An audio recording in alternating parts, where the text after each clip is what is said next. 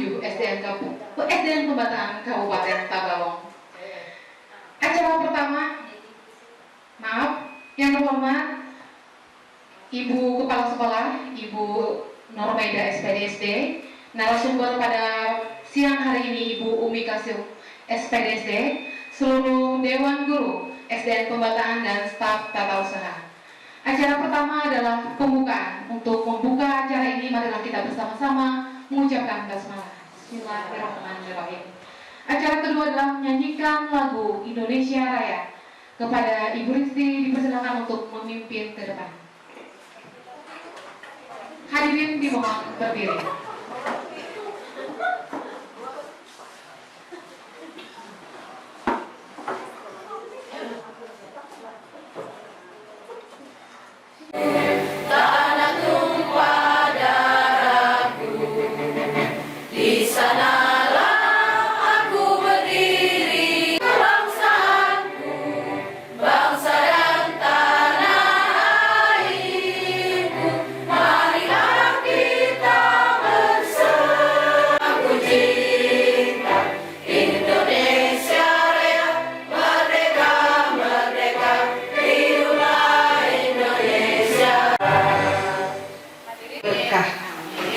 Salawat dan salam tak lupa pula kita haturkan pada junjungan kita Nabi besar Muhammad Sallallahu Alaihi Wasallam. Ibu-ibu yang kerjanya itu ada perubahan sesuai dengan terdahulunya.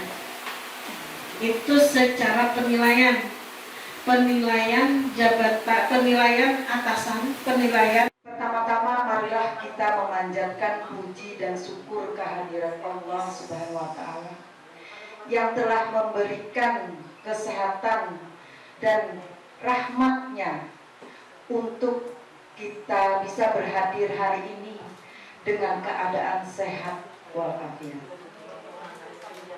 Tak lupa pula kita panjatkan salawat dan salam kepada Nabi besar Muhammad Sallallahu Alaihi Wasallam. Semoga kedamaian terus-menerus tercurah kepada keluarga dan sahabat beliau. Mohon izin Ibu dan ibu-ibu sekalian, saya mohon maaf sebesar-besarnya dan saya sangat berterima kasih kepada semua ibu dan bapak yang telah meluangkan waktu untuk mendengarkan atau hadir pada hari ini dalam paparan yang saya berikan kepada Ibu. Sebenarnya Bu, saya ini merasa tidak enak, mohon izin Ibu. Ada Ibu yang senior, ada yang Ibu, mungkin saya tidak merasa saya paling hebat Bu di sini Bu. Ibu di sini semua hebat, guru-guru hebat yang telah mencetak atau menjadikan anak lulusan dari SDN Pembataan. Ada yang jadi camat ya Bu ya, ada yang jadi dokter. Ya, itu sudah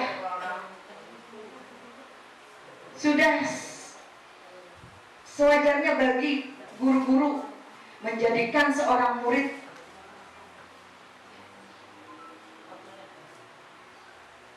yang baik. Di sini pula saya berdiri menjadi calon guru penggerak karena tugas saya Bu.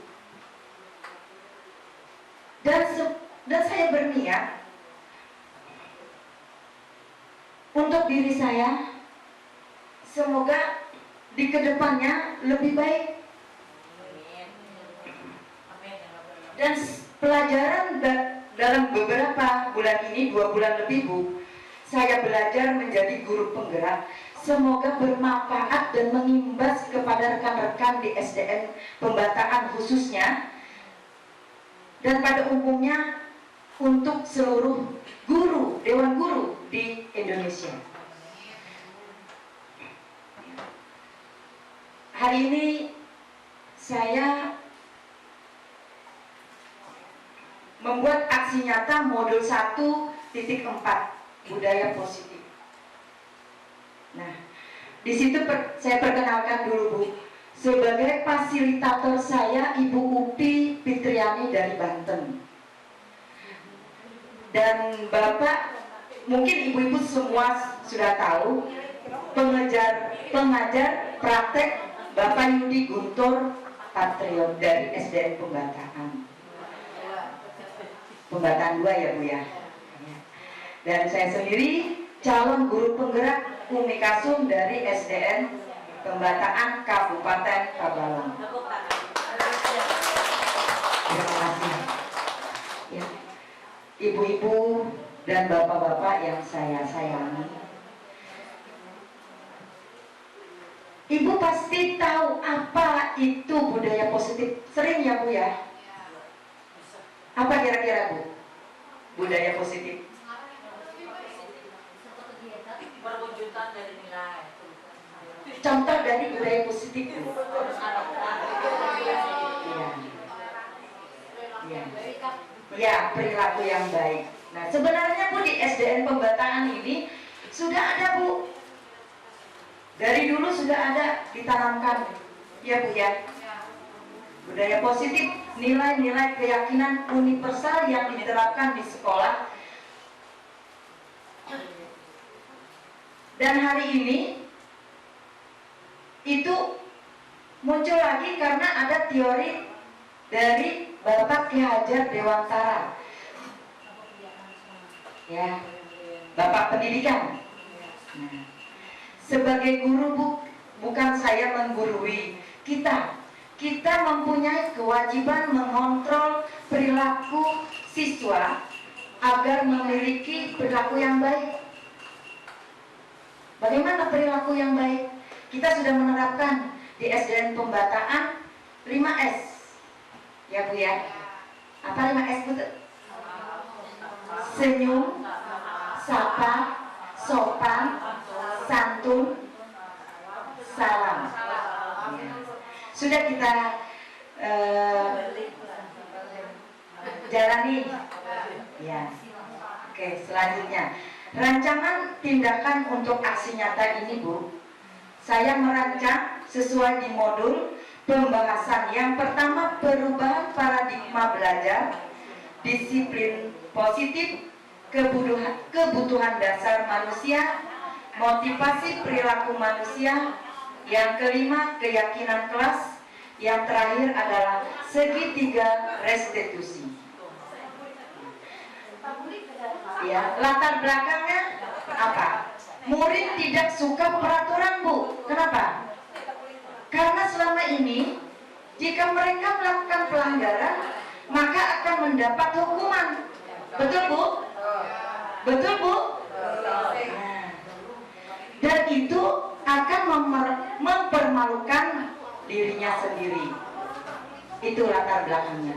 Tujuannya adalah, tujuan aksi nyata ini menciptakan murid yang merdeka dan disiplin yang kuat, menumbuhkan budaya positif di sekolah dengan meyakini nilai-nilai kebijakan universal. Itu tujuannya.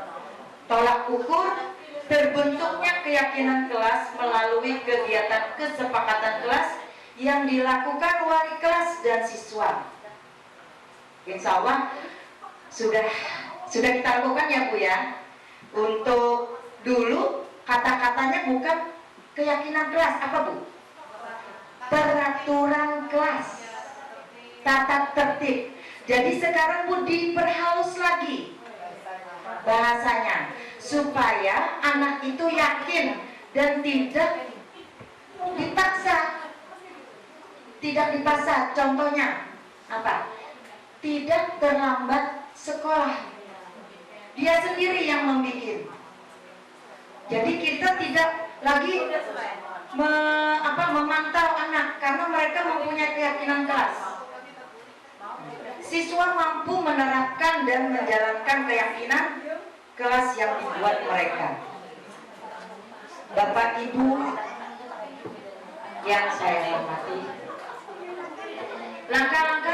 saya lakukan? Yang pertama adalah menghadap kepala sekolah untuk menjelaskan pemahaman budaya positif dan keyakinan kelas di sekolah. Izin Bu, beberapa kali ya Bu ya, saya berkonsultasi kepada Ibu untuk, maklum Bu, saya juga pemula dan banyak belajar. Yang kedua, mengumpulkan rekan-rekan. Alhamdulillah, semua rekan-rekan SDN Pembataan sangat solid kepada saya dan sangat mendukung yang saya lakukan sebagai calon guru penggerak. Nah, yang ketiga, berkoordinasi dan berkolaborasi dengan wali kelas untuk membuat keyakinan kelas di kelasnya masing-masing. Yang kita sudah lakukan, walaupun masih kurang sempurna, tetapi ya alhamdulillah Bu, termasuk saya juga masih belajar. Selanjutnya, memantau, refleksi, dan mengevaluasi keyakinan kelas yang telah dibuat. Apakah membuang sampahnya sudah dilaksanakan? Ya, itu. Apakah saat belajar mereka mendengarkan? Itu kita merefleksikan. Assalamualaikum warahmatullahi wabarakatuh. Waalaikumsalam warahmatullahi wabarakatuh. Selamat pagi anak-anak. Pagi Bu. Alhamdulillah. Sehat semua? Sehat. Alhamdulillah. Hari ini ada yang tidak turun? Ada. Oke, anak-anakku sekalian. Hari ini kita akan membuat keyakinan kelas. Yang anak-anakku sekalian meyakini apa yang kalian yakini yang diterapkan di dalam kelas. Paham anak-anak? Oke, Ibu akan membagikan lembar yang kalian tempelkan nanti di papan tulis.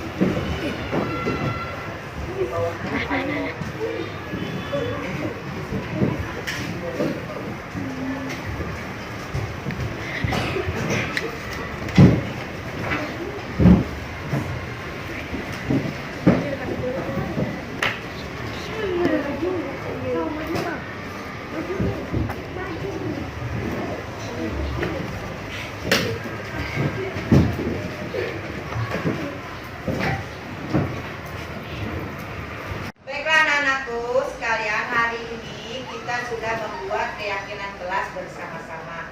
Untuk Ananda Inaya, silakan maju ke depan untuk membacakan keyakinan kelas tersebut. Keyakinan kelas 4B. 1. Tidak boleh terlambat ke sekolah. 2. Menjaga kebersihan. 3. Toleransi pada sesama teman. 4. Tidak makan saat pelajaran berlangsung. 5. Tidak boleh bermain saat belajar. 3. Keyakinan kelas 4B. 1. Tidak boleh terlambat ke sekolah. 2. Menjaga kebersihan. 3. Toleransi pada sesama teman. 4. Tidak boleh makan pada saat belajar berlangsung. Ulang. 3. Keyakinan kelas 4B. 1. Tidak boleh terlambat ke sekolah. 2. Menjaga kebersihan. 3. Toleransi pada sesama teman. 4. Tidak makan saat pembelajaran berlangsung. 5. Tidak boleh bermain saat pembelajaran berlangsung. 6. Tidak boleh bermain saat belajar. Oke, selanjutnya Bapak Ibu, saya sangat berterima kasih kepada Bapak Ibu yang mendukung kegiatan saya. kepada kepala sekolah, lalu melakukan secara lancar dan menyeluruh, dan sarana prasarana untuk menumbuhkan budaya positif di sekolah, serta orang tua yang dalam melakukan budaya positif di rumah. Jadi saya akan bersosialisasi nanti kepada semua orang tua di rumah. Kita kalau tidak bekerja sama Bu dengan orang tua tidak mungkin ya Bu ya. Seperti contohnya membaca Yasin, kebiasaan. Kalau tidak pembiasaan ya Bu ya. Kalau tidak dibiasakan kan tidak mungkin hafal ya Bu. Nah, itu yang kita lakukan sekarang ini. Berikut ini merupakan kegiatan diseminasi yang di sekolah mengenai pemahaman dan pengalaman budaya positif. Saya ingin bertanya kepada Ibu, apakah Bapak dan Ibu setuju dengan pernyataan ini? 1. Hukuman dapat mendisiplinkan anak. Angkat tangan Bu. Yang 1 berarti setuju 1 Bu ya? Hukumannya kayak apa dulu? Sebentar.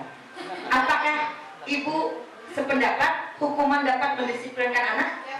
Dapat. Oke. Cuma dilihat hukumannya kayak Ya. Yang kedua, apakah pemberian hukuman hal positif seperti membaca atau menulis semua halaman kertas di sekolah dapat meningkatkan kedisiplinan anak? Setuju? berat itu. Pokoknya sehalaman memberatkan itu.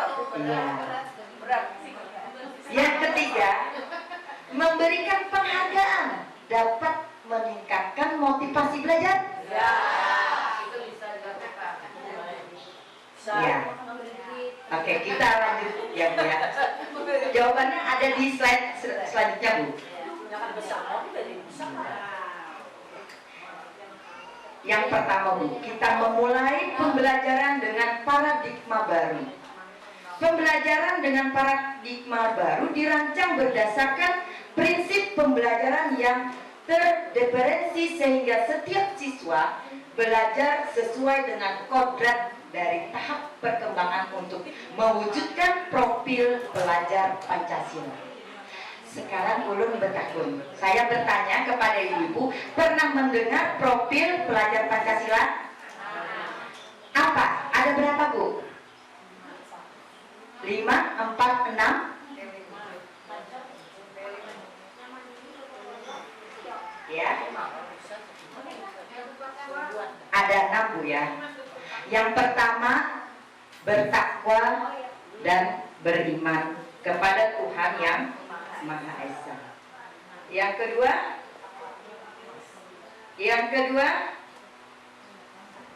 apa Bu? Bisa. Profil pelajar Pancasila. Bertakwa, mandiri, apalagi Bu? Gotong royong, berkebinekaan global, ya, bernalar kritis dan kreatif. Nah, itu. Oke, selanjutnya. Oke, kita bermain sebentar Bu. Ya, kita bermain sebentar. Ceritanya ada Ibu A dan Ibu B, satu bangku berdua.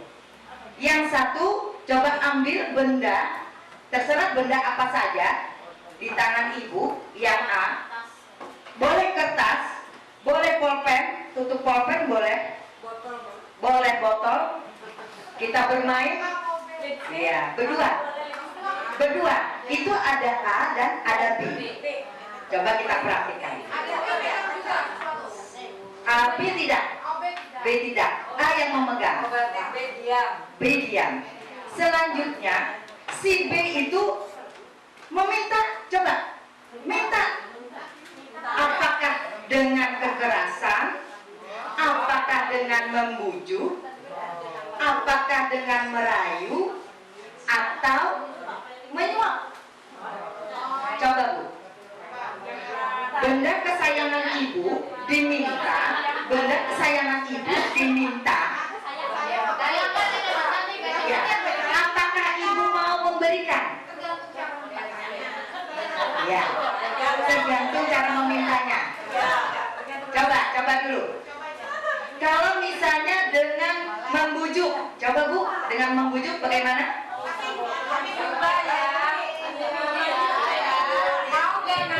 Ini kisahnya pulpen kesayangan dari ibu dia, belinya misalkan di Amerika ya. Ya, pembelian penghargaan dari ibu kepala sekolah. Ya, silakan. Berdiri. Pegang seperti ini Bu. Pegang seperti ini. Ya, pulpen ataupun benda kesayangan. Apakah ibu mau membujuk atau merayu atau memaksa? Silakan.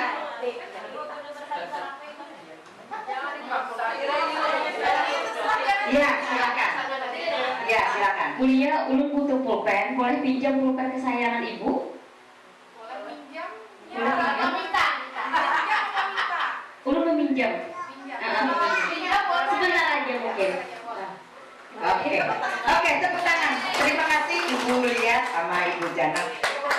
Oke. Sekarang kita dengan memaksa. Bagaimana Bu? Saya minta tolong Ibu Rizda tanggapannya. Kalau seandainya Ibu Rizda atau Ibu Dewi memaksa meminta kepada Ibu Rizda, apa yang terjadi? Silakan. Apa yang terjadi Ibu? Memaksa. Kalau kamu memaksa.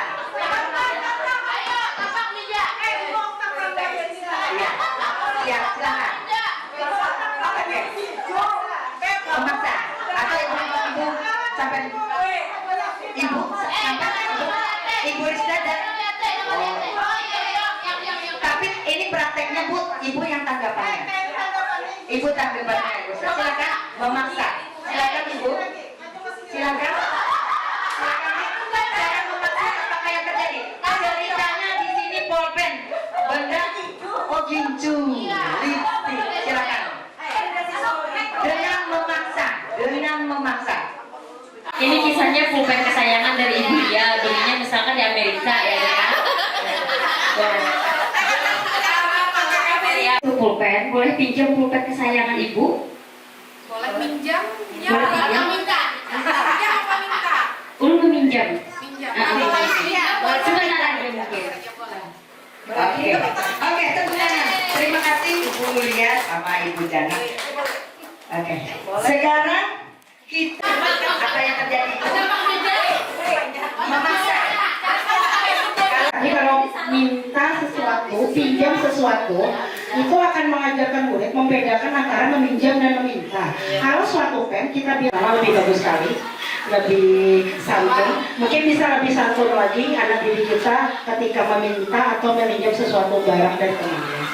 Ya, makasih Bu. Semuanya lagi tindakan kita untuk merubah anak. Tujuannya untuk merubah anak Bu.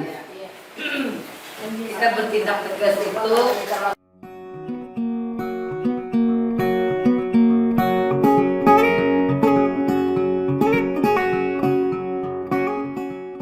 Cedera fisik yang itu lebih sangat berbahaya sekali. Jadi itu tadi untuk perbedaannya yang dua dan yang satu yang kedua tadi, otomatis yang pertama lebih bagus sekali, lebih santun. Mungkin bisa lebih santun lagi anak didik kita ketika meminta atau meminjam sesuatu barang dari temannya.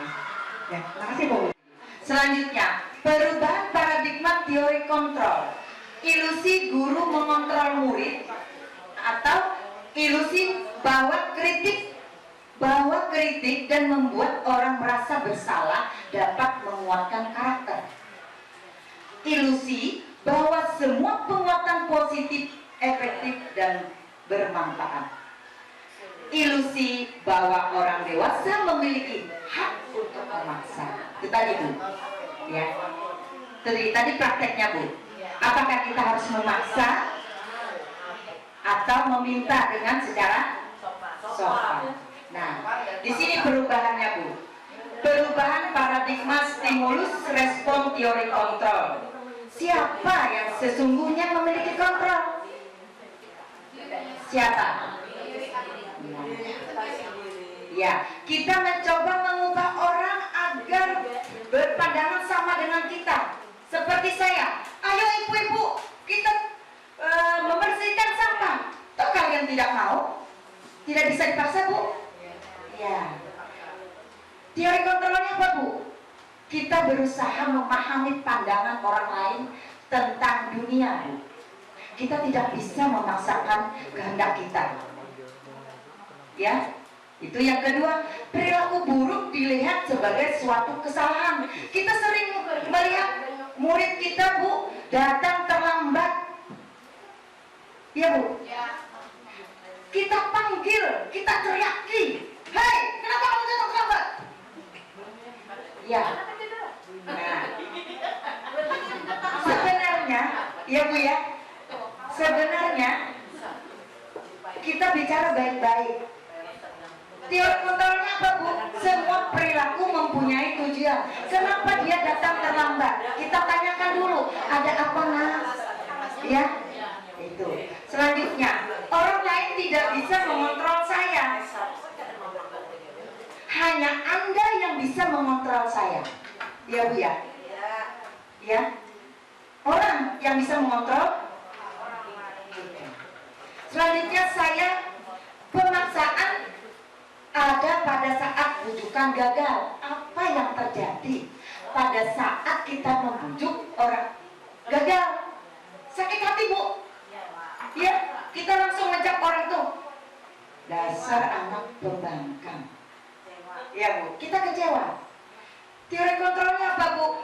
Kolaborasi dan konsensus menciptakan pilihan-pilihan baru. Ya. Yang bertarikan tadi yang terakhir, Bu, berpikir menang atau kalah karena dia memaksa. Selanjutnya teori kontrolnya, Bu, model berpikir menang-menang. Yang tadi, paradigma tadi. Lanjut.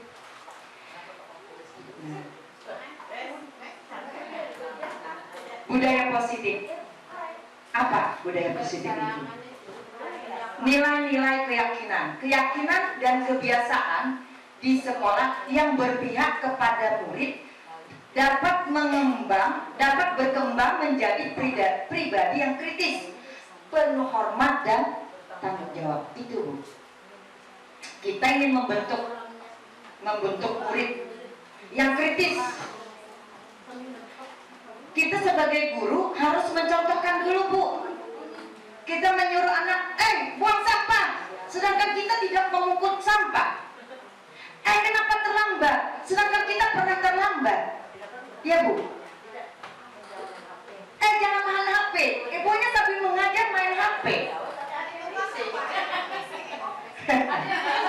Ya. Semuanya punya status, ya, Bu. Anak punya status sebagai pelajar. Kita punya status sebagai mengajar. Dari TO juga punya status dan mempunyai tanggung jawab. Apa tanggung jawab kita, Bu? Mengajar. Selanjutnya, disiplin positif. Nah, itu disiplin positif adalah merupakan suatu cara penerapan disiplin tanpa kekerasan, tanpa diancam. Penerapan disiplin positif mengajarkan murid untuk memahami. Ya. Jadi, disiplin positif itu merupakan penerapan budaya positif yang bertujuan untuk menyadarkan anak. Oke, selanjutnya.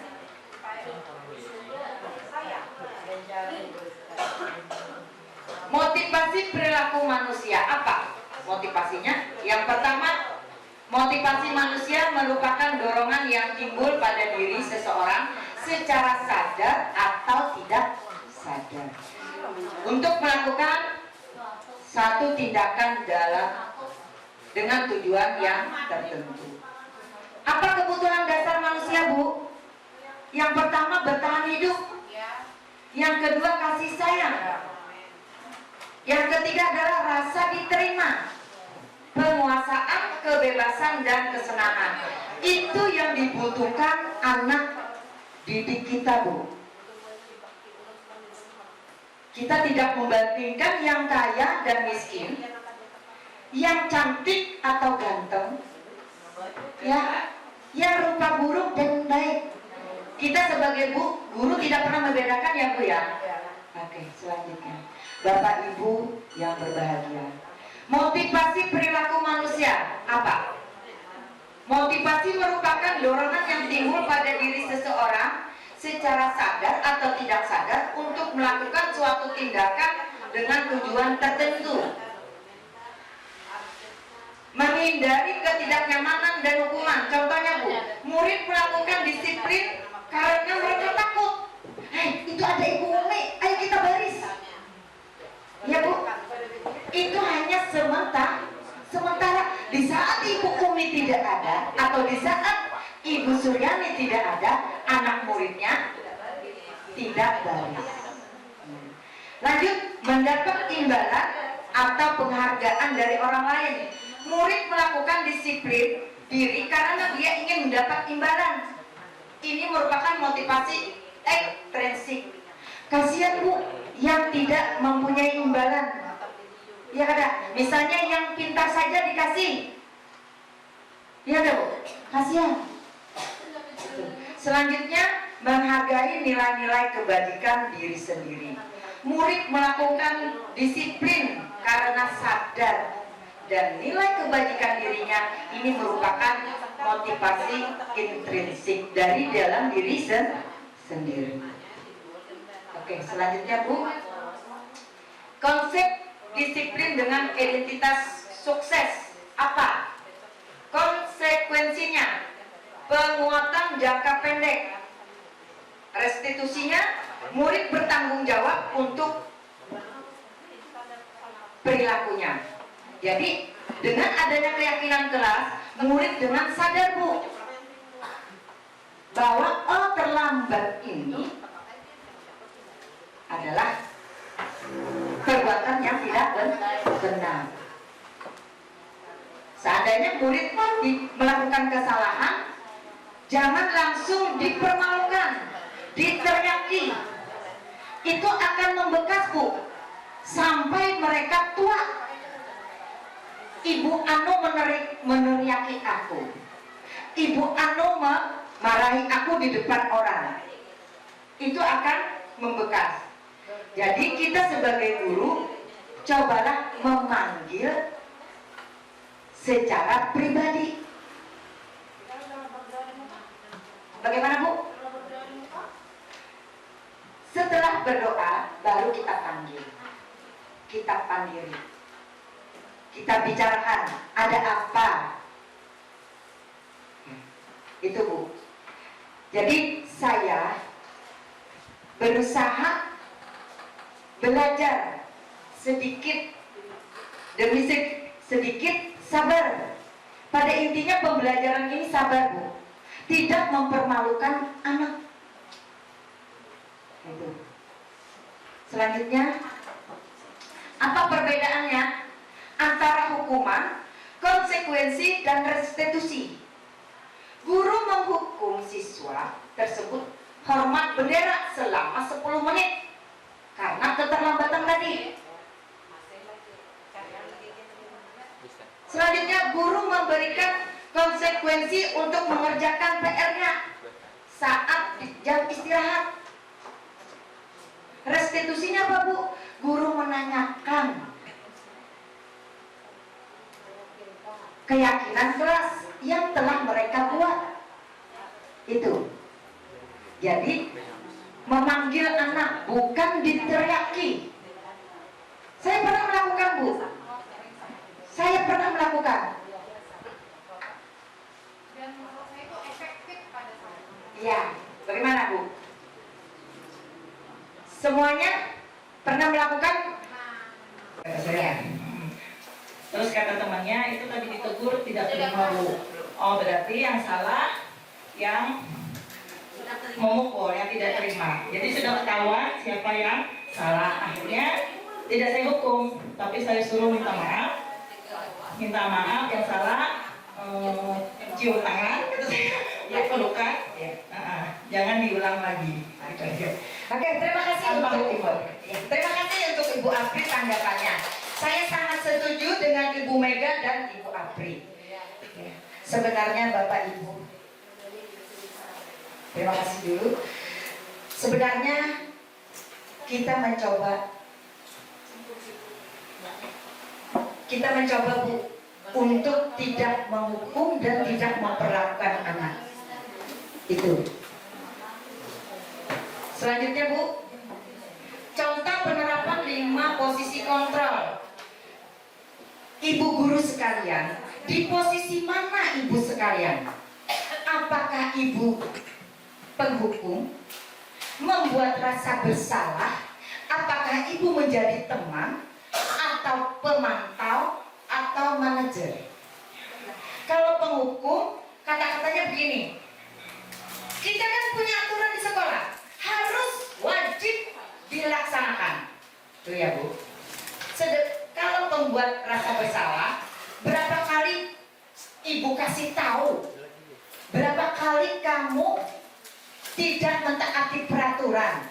Nah, itu anak menjadi merasa bersalah. Kalau menjadi teman, ayolah yang tertib, buat bu guru bangga kepada 6C, 4C, 2A. Jangan berbicara pada saat upacara. Itu sebagai teman Bu.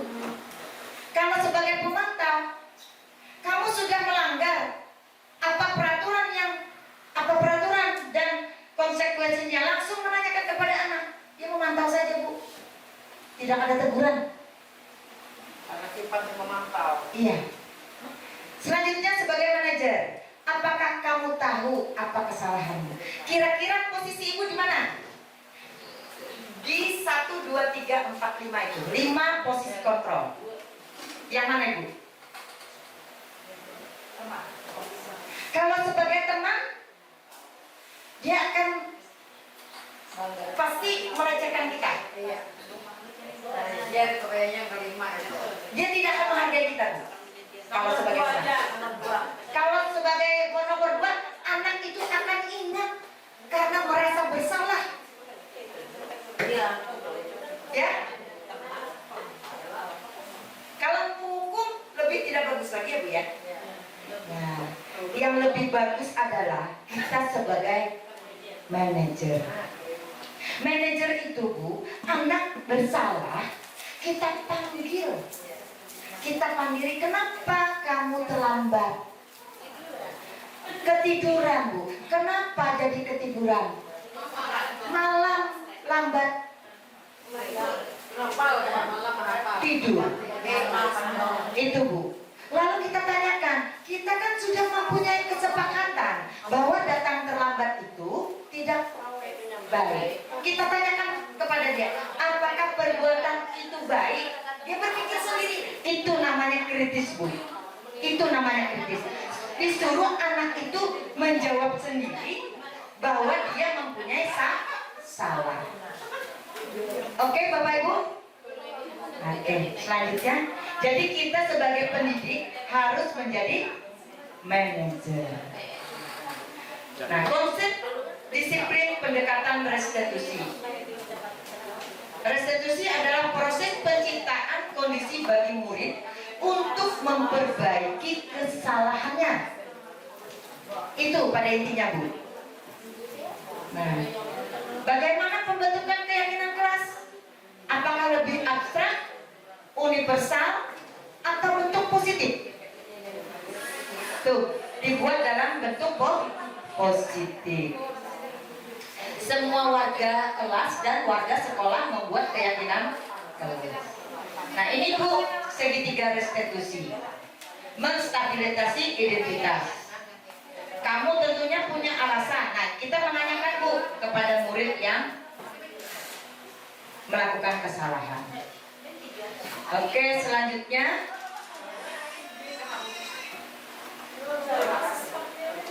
terakhir, tepuk semangat dulu Bu.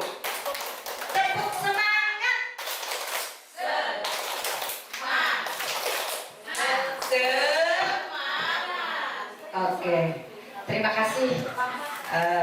Itulah paparan dari saya. Mohon izin kalau ada kata-kata saya hari ini yang telah menyinggung Bapak dan Ibu guru di sini, saya mohon maaf. Terakhir, saya ucapkan wabillahi taufiq wal hidayah. Wassalamualaikum warahmatullahi wabarakatuh. Waalaikumsalam warahmatullahi wabarakatuh. Terima kasih Ibu Umi atas sosialisasi aksi nyata penyampaian budaya positif. Acara selanjutnya adalah doa kepada Ibu Arbaya. Kami persilakan untuk membaca doa pada acara hari ini. Ya. Lu nak kulit tanggapan pian pulang. Tanggapan pian. Aduh sah, belum sih. Kada.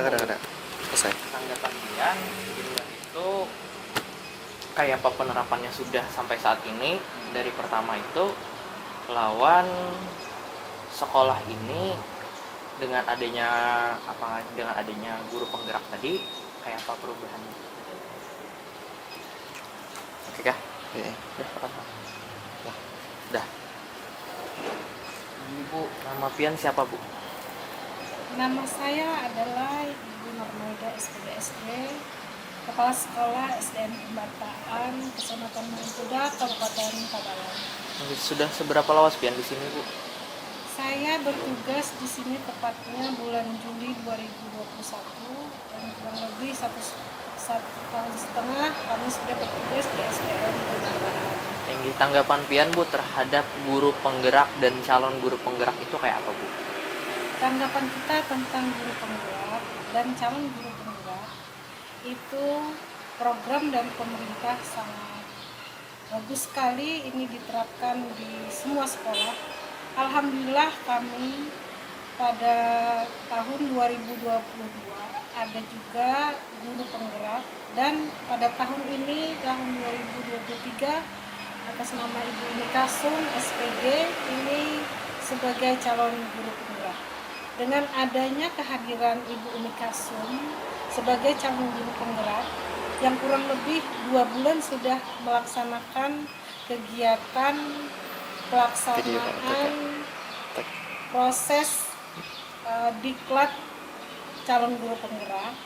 Ini ada banyak sekali perubahan yang ada di SDN Pembataan, khususnya tentang karakter atau budaya mutu yang ada di SDN Pembataan, khususnya pada pembiasaan yang ada dilaksanakan di sekolah SDN Pembataan yang sudah terprogram dengan baik, dan ini dengan kehadiran Ibu Umi Kasum ini bertambah baik dan termotivasi akan bertambah baik dan lebih baik lagi.